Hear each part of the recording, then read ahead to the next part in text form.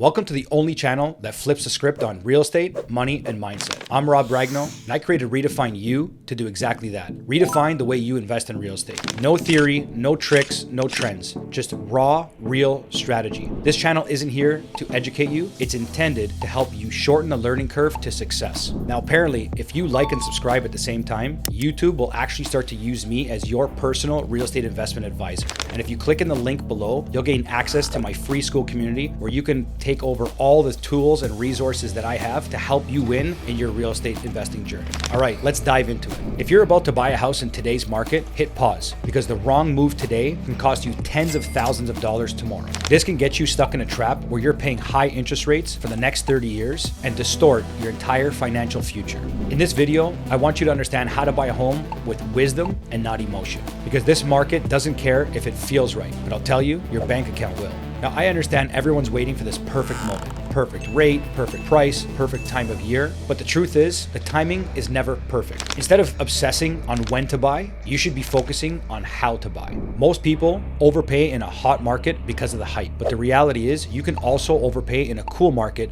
because you don't understand the metrics. Everyone still talks about price, but real investors, they talk about structure and the terms. How you can structure a deal in order to lay out the next 30 years will change the way you buy real estate forever. Interest rates are a misconception. They're kind of like a filter as a trick to get you to buy into a mortgage rate today. When you look at that amortization schedule over the course of 30 years, that same property that you're buying today can cost you double, if not triple, in what you're paying for interest over the term.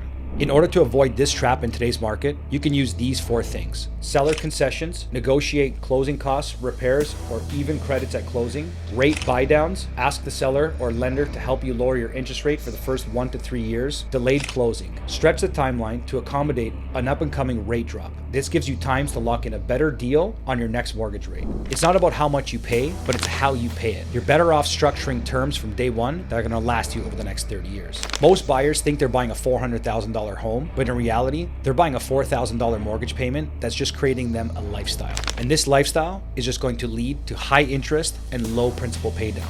What that means is that you're paying more money in interest to the bank than you actually are into your own home equity. The term for this used in the real estate investment space is PITI. What that stands for is principal, interest, taxes, and insurance. These are all the expenses that you have to look at when purchasing a home. It's not just the mortgage rate that you're looking at up front, but you also want to follow up with what your property taxes are and how much it's going to cost you to insure that property. In some markets, depending where you want to live today, it actually makes more sense to rent. Let me give you an example. $1 million condo with HOA fees may cost you upwards to $5,000 or $6,000 just to maintain, whereas you can rent that same property from a landlord with no big down payment and paying less than what their expenses are per month. In some cases, the market that you actually want to live in, it makes more sense to rent instead of purchase. And let me give you this example. You take $1 million condo in a Miami market. That's going to require a $200,000 to $300,000 down payment and a $5,000 to $6,000 a month carrying cost. Whereas you can rent the same property with as little as 1 month security down and probably about $4,000 a month. In this type of scenario, in these high price markets, it's actually better to rent where you live rather than own. Now, some may argue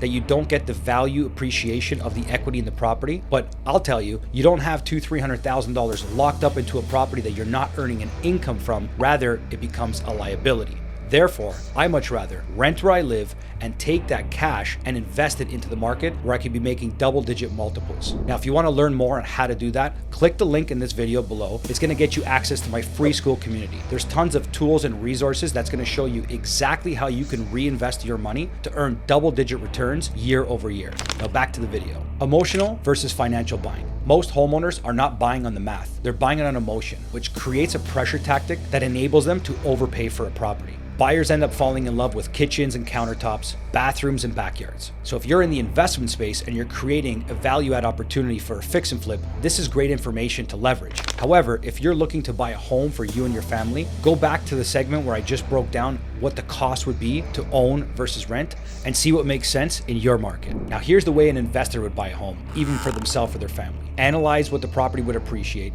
Look up front at the discount that they're getting on the buy and what the possible exit strategy is in the future. Most investors don't buy properties to live in, but they buy properties for them and their family in which they can still profit on the exit or on the strategy in which they're going to use that property for. How to buy like an investor, even if it's your primary residence. You're going to want to structure the deal so that you could pop it on day one, profit on purchase. You want to secure enough equity in the upfront buy that you're capitalizing on a safety net in day one. Plan your exit. Before buying that property, you should ask yourself, can I Airbnb it, sell it quickly without taking a loss, or have a different use for it in the event that I want to move from this? Having a rental backup plan. Before you buy any property, that even if it's a forever home, you want to look at the rental comps to ensure that if you decide to change your mind, you can always rent this property and it's going to cover that PITI payment we discussed earlier.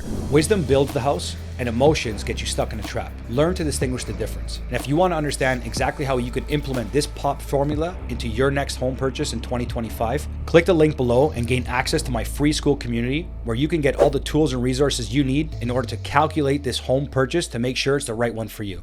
If what I shared with you today hit home for you, go ahead and hit that like and subscribe button, and I'll see you in the next video.